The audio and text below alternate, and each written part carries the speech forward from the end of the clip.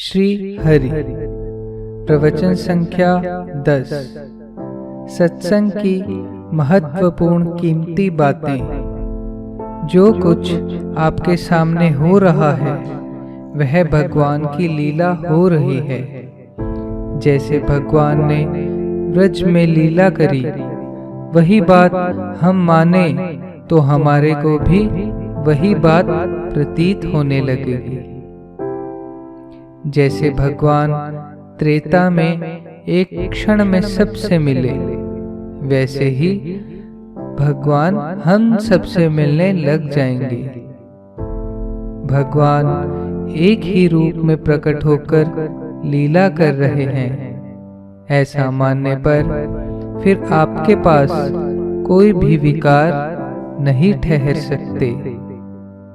भगवान कहते हैं, अतिशय दुराचारी भी हो तो उसका भी बहुत जल्दी कल्याण हो जाता है, क्योंकि भगवान गीता के 9वें अध्याय के 30वें और 31वें श्लोक में कहते हैं कि वह निरंतर मेरे को भजता है और उसने निश्चय कर लिया है कि भगवान के भजन के समान अन्य कुछ भी नहीं है। कैसा ही पाप आत्मा हो, भगवान के भजने के द्वारा उसका शीघ्र ही उद्धार हो जाता है। भगवान के अनन्य चिंतन से बहुत ही सुलभता से भगवान की प्राप्ति हो जाती है। सब काम छोड़कर आपको भगवान की शरण होकर निरंतर भगवान का भजन करना चाहिए। शुरू में यही प्रधानता कर लेवे कि हमारा एक क्षण भी भगवान के भजन बिना व्यर्थ नहीं जावे। वाणी से वही बोलना चाहिए जिससे भगवान मिले, वही काम करना चाहिए जिससे भगवान मिले। अपनी कोई भी क्रिया ऐसी नहीं होनी चाहिए जो भगवान को मिलाने वाली न हो। हमारे पर ईश्वर की दया, महात्माओं की दया और शास्त्रों की दया है। ऐसा मौका पाकर भी हमारा कल्याण नहीं होवे तो हमारी मूर्खता है। भाव का सुधार होने से सब सुधार अपने आप हो जाएगा। ईश्वर की, महात्मा की, शास्त्र की और अपनी खुद की दया से भाव का सुधार हो सकता है। हमारी दया क्या है कि सुनी हुई बात को काम में लाकर साधन में लग जाना, यानी कि सुनी हुई बात को जीवन में लावें, आचरण में उतारें और भजन ध्यान का साधन निरंतर तेजी से करें। हृदय का भाव सुधरने से सबका सुधार हो जाता है। भाव की बात बदलाई जाती है, एक भाव ही प्रधान है। भाव हर समय ऊंचे दर्जे का रहना चाहिए। ऊंचा भाव ही होने से भगवान के पास बहुत ही जल्दी पहुंचता है। भाव यहाँ पर माया और माया का कटक अर्थात सेना आ ही नहीं सकती, यह विश्वास करने से माया आ ही नहीं सकती। भगवान की बड़ी भारी दया है। यहाँ कोई भी विघ्न नहीं आ सकते। यदि आ जावे तो गीता जी का पाठ कर लिया तो सब भाग जावे। यदि आपके ऊपर काम क्रोध का वेग आ जावे तो हे नाथ पुकारें, फिर वेग आ ही नहीं सकता। यहाँ पर कोई विघ्न आ ही नहीं सकते। ऐसा माने कि सब जगह शांति का साम्राज्य है तो फिर वैसा ही हो जाएगा। आप जो कुछ मानोगे वह हो जाएगा। आप दृढ़ भावना कर लो। हम लोग आनंद में मुग्ध होते रहें तो अश्रुपात वगैरह होता रहेगा। प्रसन्न चित्त वाले की बुद्धि शीघ्र ही स्थिर हो जाएगी। प्रहलाद भगवान को सब जगह प्रत्यक्ष देखा करता था। उस माफिक हमें भी सब जगह भगवान को प्रत्यक्ष देखना चाहिए। भगवान को कोई भी भाव से देखो, जैसे गोपी, दास, सखा, माधुर्य, चाहे जिस भाव से देखो, भगवान को प्रत्यक्ष देखना चाहिए। केवल भाव ही कल्याण करने वाला है। हम लोगों को ईश्वर के भाव में भावित होकर समय बिताना चाहिए। एकांत में मन लगे तो एकांत में ज्यादा समय लगाना चाहिए। चलते उठते बैठते परमेश्वर को याद करना चाहिए। परमेश्वर की भक्ति के प्रताप से सारे गुण आ जाते हैं। परमेश्वर की भक्ति करने से ध्रुव आदि की तरह सारे गुण आ जाते हैं और सारे आचरण पवित्र हो जाते हैं। इस पर विशेष ध्यान देकर काम में लाना चाहिए। भगवान के दरबार में बहुत छूट दी गई है, जैसे अंतकाले च मैमेव। जो अंतकाल में मेरे को स्मरण करता हुआ शरीर को त्याग कर जाता है, वह मेरे साक्षात स्वरूप को प्राप्त हो जाता है। इसमें कुछ भी संशय नहीं है। यमराज अपने किंकिरों से कहते हैं, जहाँ भगवान का कीर्तन जब ध्यान होता है वहाँ मत जाना। वहाँ भगवान गुप्त रूप से रहते हैं। आपसे और कुछ भी न होवे तो सब जगह भगवान ही भगवान का दर्शन करे। वसुदेवः सर्वमिति। तीर्थवास, सत्संग, सर्वत्र भगवत दर्शन और भगवान नाम का जप ज्यादा से ज्यादा करें। जो स्त्रियां पढ़ी हुई हैं, उन्हें गीता प्रेस की पुस्तकें शुरू से अंत तक पढ़नी चाहिए और सब जगह सब समय परमेश्वर का चिंतन और सेवा करते रहना चाहिए। समय खाली नहीं बीते, 5 मिनट का भी व्यर्थ न बितावें। कोई भी काम हो करना चाहिए। गीता पाठ, जप और ध्यान करते रहे। कटु वचन नहीं बोले और दीवाल की तरह सहनशील हो जावे। किसी की निंदा नहीं करे। दूसरा कोई आपकी निंदा करे, सच्ची या झूठी, यदि सच्ची है तो अपने दोषों को हटावें यानी सुधार करें, और झूठी है तो दीवाल की तरह सहनशील बन जावें। उसके गाली निकालने से कोई कुछ थोड़ी हो जावेगा। बिना अपराध के किसी का शाप लगता नहीं। परमात्मा से प्रार्थना करें, ईश्वर सबको सद्बुद्धि दे। मेरे तो कुछ भी नहीं बिगड़ता, पर इनकी तो हानि हुई है, तो इन पर कृपा करो। लोग ईसा मसीह के साथ अत्याचार कर रहे हैं, पर वह कह रहे हैं भगवान से कि इनको सद्बुद्धि दो, जिस प्रकार इनका आचरण सुधरे। अनिष्ट करने वाले के साथ भी भला करे, बुराई करने वाले के साथ बुराई और भलाई करने वाले के साथ भलाई। यह तो गधों कुत्तों में भी है। यही बात यदि मनुष्यों में भी है तो मनुष्यों की क्या विशेषता रही। दुर्योधन ने सारी उम्र पांडवों को मारने की चेष्टा की, पर जब वन में युधिष्ठिर के पास दुर्योधन आने लगे, तब गंधर्वों ने दुर्योधन को पकड़ लिया। तो युधिष्ठिर ने अपने भाइयों को गंधर्वों से दुर्योधन को छुड़ाने की आज्ञा दी। मित्रों से गंधर्व पांडवों के मित्र थे। लड़ाई की और शत्रुओं को छुड़ाया।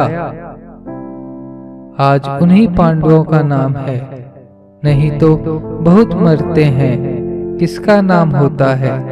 सभी के लिए यह बात आदरणीय है। दो बातों का ध्यान रखें, एक तो उदारता रखें और दूसरी जिसके पास वस्त्र, धन या जो वस्तु उसके काम की उसके पास न हो उसे दे। दरकार आवश्यक हो तो देवे। आप तकलीफ पाओ भले ही, पर गिनावे जतावे नहीं। परमात्मा का भजन ध्यान साक्षात अमृत है। उसमें समय लगाने के लिए तत्परता से कोशिश करें। भजन ध्यान करें। बहुत जल्दी जल्दी भगवान का चिंतन स्मरण होना चाहिए। जब होवे इसके लिए हठ से चेष्टा करें। ज्यादा करके मन को यह बात समझावे कि संसार के भोगों का चिंतन करना तो जन्म मरण की बीमारी देने वाला है। जैसे रोगी को कुपथ्य अच्छा लगता है, इसी प्रकार भोगों का सेवन कुपथ्य है। अपनी आसक्ति के कारण भोग अच्छे लगते हैं, इसके लिए इसका संयम करना चाहिए। भजन ध्यान करते समय भजन ध्यान करना अच्छा नहीं लगता, पर भजन ध्यान करने से परिणाम में जीवन अच्छा होता है और जीवन अमृत तुल्य हो जाता है। इस प्रकार भजन ध्यान का परिणाम अमृत तुल्य है। इसके लिए विचार कर हठ से भी भजन ध्यान करना चाहिए। विचार के द्वारा हठ से भजन ध्यान में लग जावें तो यह दोष मिट सकते हैं। विचार के द्वारा विश्वास करके जबरदस्ती से इस काम में यानी भजन ध्यान के काम में लग जावें तो ये दोष मिट सकते हैं। विचार के द्वारा बिना रुचि हुए भी इसमें श्रद्धा करके साधन करने के परायण हो जावें। हठ से तो मनुष्य कर ही सकता है। शरीर की आसक्ति, मान बढ़ाई में आसक्ति, रुपयों में आसक्ति, यह मामूली मामूली दोष तो बहुत मिल जाते हैं, पर उनके यानी भगवान के भजन ध्यान से इनका नाश आप ही हो सकता है। अपनी बात कोई नहीं माने तो उससे द्वेष थोड़े ही करोगे, यानी उससे द्वेष नहीं करना चाहिए। प्रश्न: ऐसी कौन सी बात है जो कि हमारे कल्याण में बाधक है? उत्तर: एक, अकर्मण्यता, करने लायक कार्य में प्रवृत्ति नहीं होना। दूसरा, आलस्य, करने लायक काम को कर लेंगे, ऐसे आलस्य में काम करने में विलंब करना। 3, दीर्घ सूत्रता, उसको कहा जाता है कि जो थोड़े काल में होने लायक साधारण कार्य को भी फिर कर लेंगे, ऐसी आशा से बहुत समय तक पूरा नहीं करता। 4, निरुत्साह, कार्य में प्रवृत्त तो हो गया पर उस काम को करने में उत्साह नहीं है। कार्य की तत्परता में बाधा लगाने वाले यही सब दोष हैं। कर्तव्य पालन करने में ऊपर बताए कारण नुकसान पहुंचाने वाले हैं। यह क्यों है? प्रत्यक्ष में तो इनका फल दिखता नहीं, यानी फल दूर होने के कारण प्रत्यक्ष दिखता नहीं, इसलिए तत्पर होकर भजन ध्यान के साधन में लग जाना चाहिए। विशेष बाधक यही बातें हैं और श्रद्धा की कमी भी है। मृत्यु को नजदीक से देखें, जीवन का समय थोड़ा समझें। जीवन अल्प होकर कितना अल्प है उसका पता नहीं है, एक दिन का भी पता नहीं है। यदि मर भी जाएंगे तो इस समय में किया हुआ भजन ध्यान का साधन और स्वभाव का सुधार ही काम में आएगा, यानी साथ जाएगा। विषयों को छोड़कर परमात्मा का चिंतन करना और उसमें बराबर मुक्त होना। मन को विषयों से रोककर नियम पूर्वक मन को भजन ध्यान में लगाना। एकाग्रता होने में दो बात, एक तो भगवान में प्रेम होना और प्रेम होने के लिए पुनः पुनः विचार करना। ये विचार ही मनुष्य को मदद दे सकते हैं। दूसरी बात, असली मदद तो वैराग्य से मिल सकती है। साधन जोर से करेंगे, उनको एकांत में नींद और आलस्य क्यों आएंगे। मनुष्य को अच्छे संग में अपना समय बिताना चाहिए।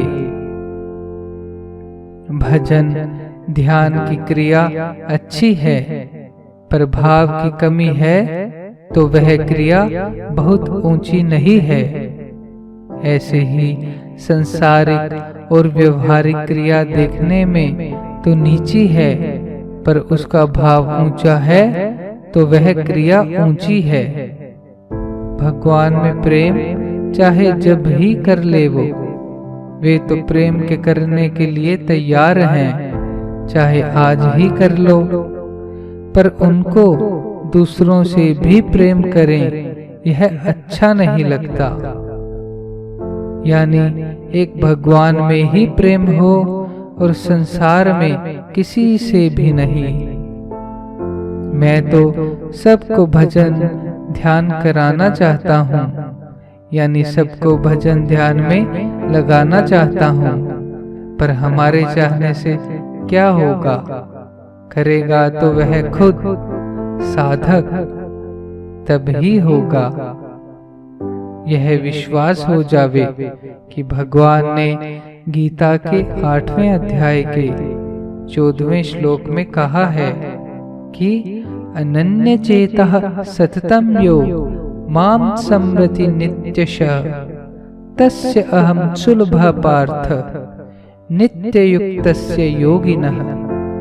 अर्थात हे अर्जुन, जो पुरुष मेरे में अनन्य चित्त से स्थित हुआ, सदा ही निरंतर मेरे को स्मरण करता है, उस निरंतर मेरे में युक्त हुए योगी के लिए मैं सुलभ हूँ, अर्थात सहज ही प्राप्त हो जाता हूँ। दुनिया का सारा मूल्य पारस के अंतर्गत है, पर परमात्मा की प्राप्ति के सामने कुछ नहीं। परमात्मा की प्राप्ति इतनी सुगम और इतनी सहज है कि फिर उससे वह साधक करने वाला कैसे वंचित रह सकता है। उससे दूसरा प्रयत्न यानी दूसरा काम होगा ही कैसे। वह तो पहले परमात्मा की प्राप्ति का काम ही करेगा। गुप्त धन है भजन। भजन की यहाँ भी कीमत है और वहाँ भी। किसी भी मार्ग में चलो, विषमता मिटाने की बात भगवान सभी मार्ग में बतलाएंगे। विषमता विष है और समता अमृत है। हाँ, वह विषमता ठीक है एवं सहायक है। जैसे मैं अपने शरीर की अपेक्षा दूसरे के शरीर का पक्ष करूं, मान, बड़ाई, प्रतिष्ठा को अपमान समझे और अपमान को अच्छा समझे। यह विषमता दिखने पर समता है, पर यह समता से बढ़कर है। दूसरे के दुख से दुखी और दूसरे के सुख से सुखी, यह संतों के लक्षण है। अपने बालकों की अपेक्षा दूसरे बालकों को बढ़िया, पहले और ज्यादा दें। यह विषमता उस समता से बढ़कर है, क्योंकि इसमें चूक नहीं सकता, पर उसमें चूक सकता है। सांसारिक भोगों को सुखदायक समझकर इनमें स्वाभाविक प्रेम है। संसार के भोग की कोई बात करें, इसमें आलस्य, निद्रा आ नहीं सकते। जहाँ बैठे हैं उस जगह फालतू बात में समय बिता देते हैं तथा आलस्य, निद्रा में भी समय बिता देते हैं। इन सब बातों को सोचकर नित्य सुख की खोज करनी चाहिए। अपना इस मनुष्य शरीर का समय बीत रहा है, इसलिए यह तो देखना चाहिए कि अपनी उन्नति हो रही है या नहीं। यदि उन्नति नहीं होती होवे तो उस काम को क्यों करें। हमें जिस काम से उन्नति होती है वही काम करते हैं। इसलिए सत्संग से उन्नति होवे तो सत्संग से उन्नति करनी चाहिए। मनुष्य का समय अपने बुरे स्वभाव से नष्ट हो रहा है। भगवान तो इस विषय में मौन है, परंतु मांगने वाले को भगवान मदद देते हैं। आप यह कोशिश नहीं करेंगे तो गिर जाएंगे, थोड़ी कोशिश करने से बचेंगे, विशेष कोशिश करने से गिरने से बचेंगे, एवं और भी विशेष कोशिश करने से उद्धार होगा। दूसरा उपाय नहीं है। इस शरीर को ऐश, आराम और विलासिता से पालने से क्या फल होगा। इसकी तो राख ही होनी है।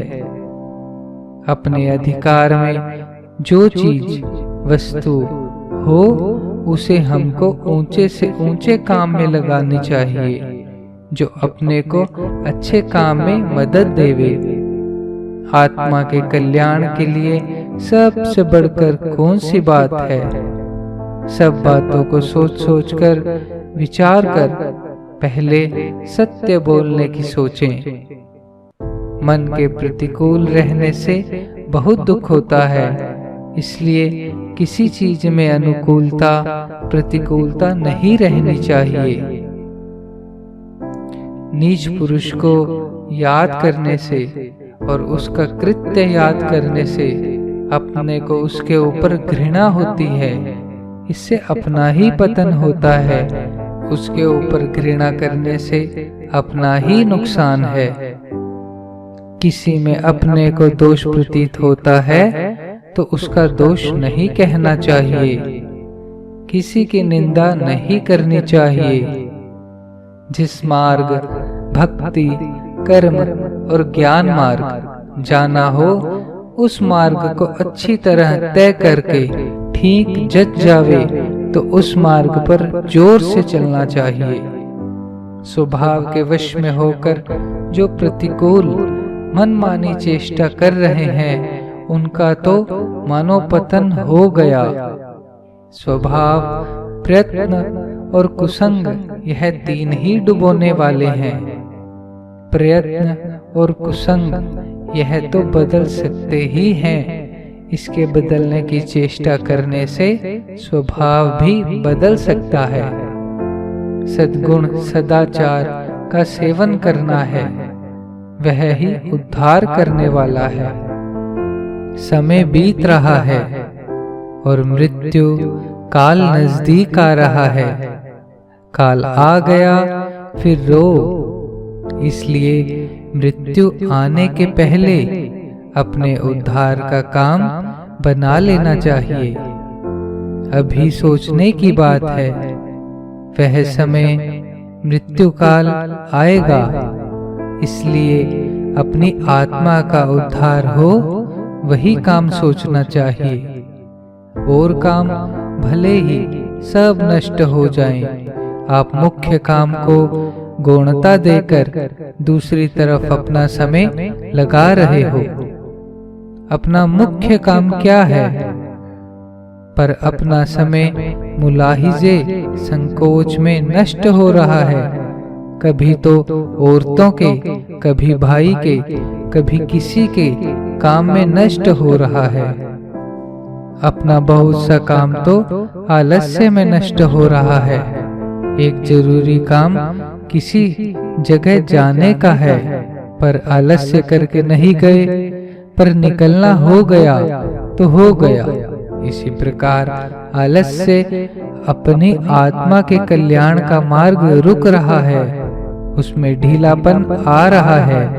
किसी समय अपने कोई काम नहीं है, फालतू बैठे हैं और ऐसे ही समय बिता रहे हैं। ऐसे समय में समझ लिया कि भगवान का नाम लेना अच्छा है, पर फालतू समय का भी उपयोग नहीं करते। उस समय भगवान का नाम याद नहीं आना स्वभाव के दोष के कारण है। मनुष्य होकर पशु माफिक समय बिता देवें तो मनुष्यों में और पशु में क्या फर्क है? जितनी प्रकार के साधन हैं, उसमें सबसे उत्तम साधन भगवान का ध्यान है। इस साधन में जितनी शांति है उतनी न सेवा में है, न यज्ञ में है, न दान में, किसी में भी नहीं है। पर ध्यान तो श्रद्धा से बनता है। ध्यान बनने में रुकावट आ रही है। ध्यान बन जावे तो उसके बराबर कोई भी साधन नहीं है।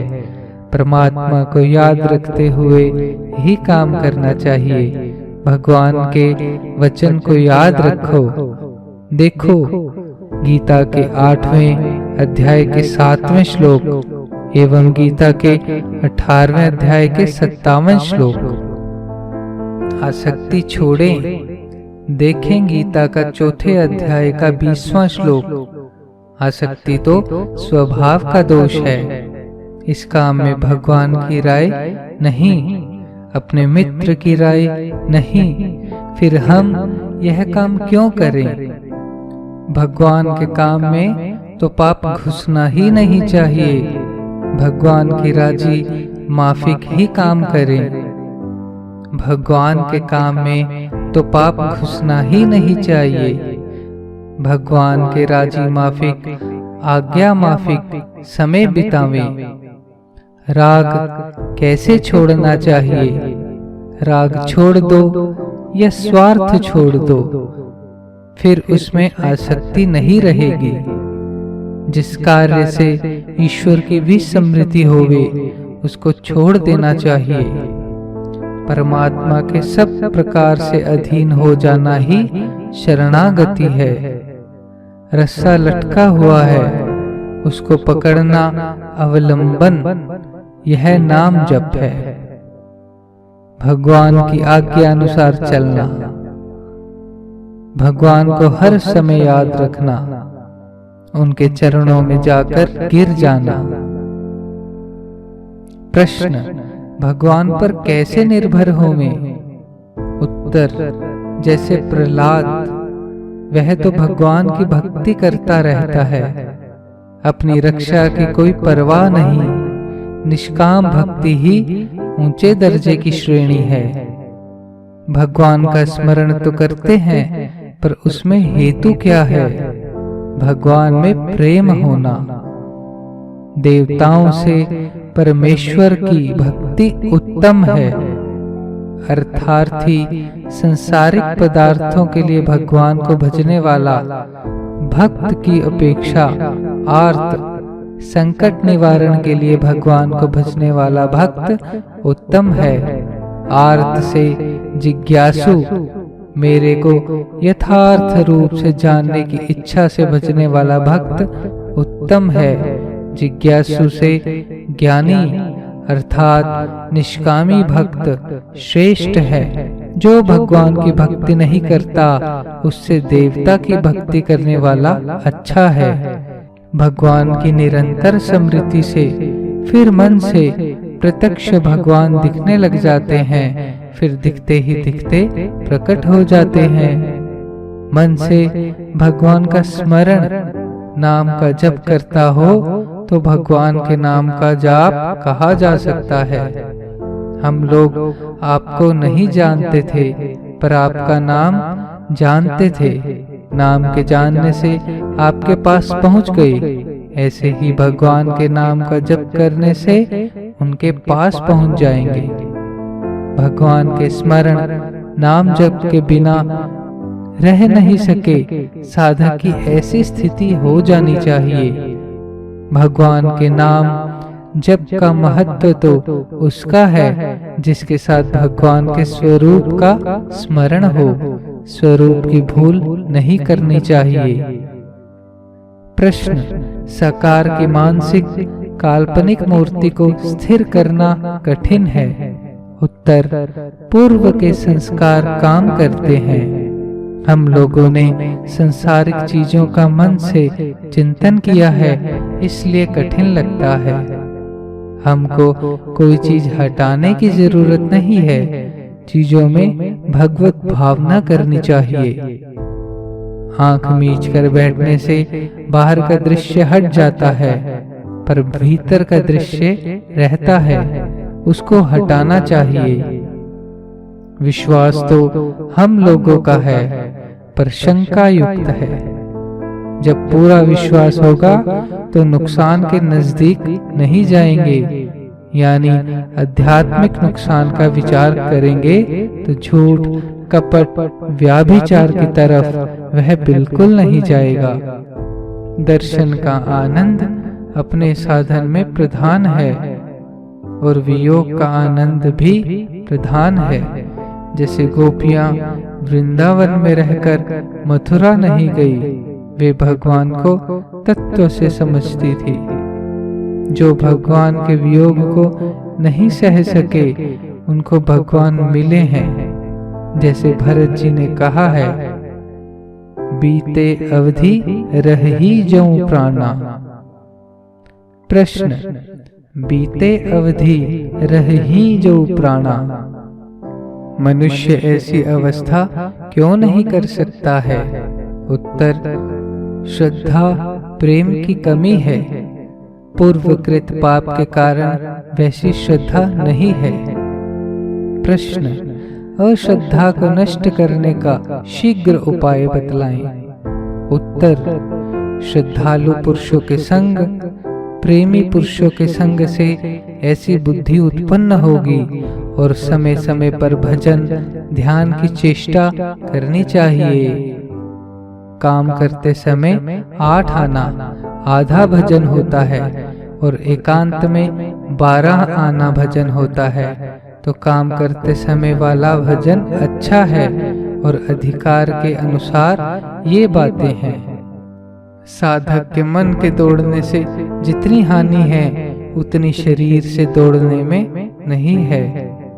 भजन के लिए कम से कम 3 घंटे तो जरूर रखने चाहिए।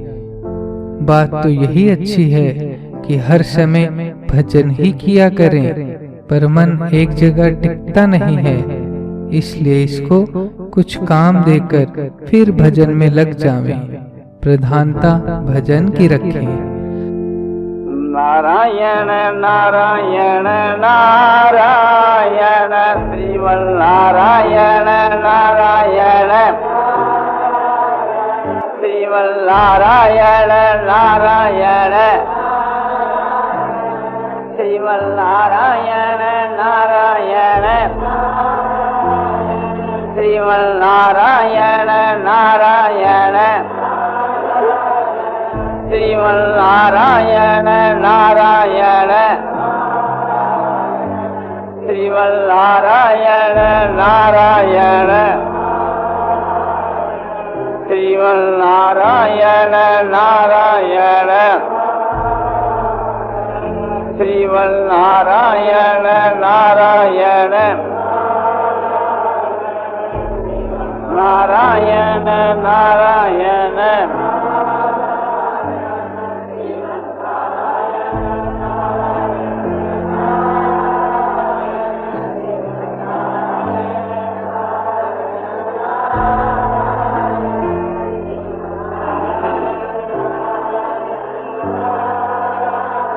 आनंदमय आनंदमय पूर्णानंद अपारानंद शांतानंद घनानंद अतलानंद ध्रुवानंद नित्यानंद बोधस्वरूपानंद ज्ञानस्वरूपानंद आनंद जी आनंद आनंद जी आनंद शांति शांति शांति।